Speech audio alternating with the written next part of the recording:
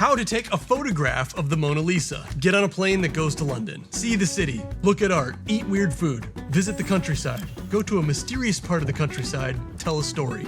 Then, get yourself on a train that goes to Paris. Rent an apartment in the middle of the city. Pack one of these small magnetic cameras so that you can shoot what you're shooting and still have your hands free. This will help you tell the story. You'll want to bring a clever messenger bag because you're going to have to pack a long lens. I went with the 70-200 2.8. The larger aperture comes in clutch later. Leave the apartment. Get onto the streets of Paris. Bring a navigator with you so that you can concentrate on how you're going to frame your photos. Make your way on foot through Paris. Stop to eat a butter and sugar crepe. Sugar's practically pure energy and you're going to do a lot of walking on the day. Get back on the road towards the Louvre Museum. Think about a raincoat because the weather in France is unpredictable. Arrive at the Louvre. Make sure you've booked your tickets in advance with a specific time and don't be more than 12 minutes late or they won't let you in. Enter the exceptionally long queue. Make your way into the Louvre. Pick up a map in your native language. Your navigator's gonna come in clutch now. Don't forget to take in some of the art and the statues. Culture's good for your brain and someone worked really hard on those at some point. Stop on your way up these stairs and photograph this angel wing statue. Your friends who took art history will recognize it. And also, this is a great chance for you to realize just how dark museums really are and compensate your camera settings. Setting white balance is clearly optional, and the Insta360 Go 3 sucks at auto white balance, apparently. Before you leave for your trip, get a good handle on how low you can go with your shutter speed while still getting a sharp photo. Everybody's shakiness is a little different. For me, it's around 1/50 super reliably.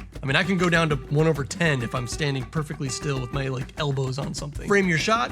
Hold your hand still before clicking the shutter. Push the shutter button slowly and deliberately. It should be a surprise when it actually clicks. That's how slow you push the button for maximum stillness in the hands. Make peace with high ISO. Sharpness trumps lack of noise in every photo. This one was only ISO 320, which on the A7 IV might as well be ISO 100. I was shooting most of this London and Paris trip on a full frame camera, but with APS-C lenses, because they're super light and super fast, but they don't hit the whole sensor, so you get this heavy vignette that I actually kind of really like now. Grab one or two other photos of the museum crowd. You'll talk about how busy it was later. Next, enter the dark room that contains the Mona Lisa. Make note of the large crowd. Here's where you'll be taking out that long lens. And don't be afraid to hot swap. Your gear is a tool, not a precious piece of china.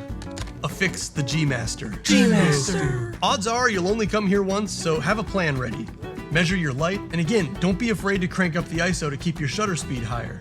I shot at 1/80th, ISO 1600, f2.8. Modern cameras will surprise you with high ISO images. If you're with someone, be sure to snap a pic of their honest reaction of the painting. Quick check that everything was in focus. Swap to a 30mm and grab a depiction of the dense crowd of people who come to look at this picture every single day. And you've done it! Now, the less talked about thing in that same room that Mona gets to stare at all day long is a version of the Last Supper that's like 30 feet wide and 20 feet tall. So you might as well photograph that one too. Once you're home, you can go into Lightroom and you can use the guided transform tool to square it up so it's more presentable. And on your way out of the museum, there are a minimum of 2 more stops that I suggest you make. Stop 1, the Venus de Milo. One of maybe 3 statue names you actually remember from your general education. The others being David and Atlas, probably, maybe. It's in a room not too far away. It will also be very crowded in there, but take your time. Wade to the front, and you can time it just right where it'll appear like there's nobody else in the room. Just wait, and 3, 2, 1, click. Nailed it. She's a handsome lady. Finally, on your way out of the building, head down to the -2nd floor where you'll find an original wall from a tower from the first structure built here, somewhere around 1100. Apparently, this building was a fortress before it was a residence, before it was a museum. Interesting stuff. You're done. Now hop on the interesting piston-shaped elevator, go sign out of your rented apartment space, get on a plane that takes you back to Orlando, Florida, and sit down in your warehouse to tell the story. That's how to take a picture of the Mona Lisa.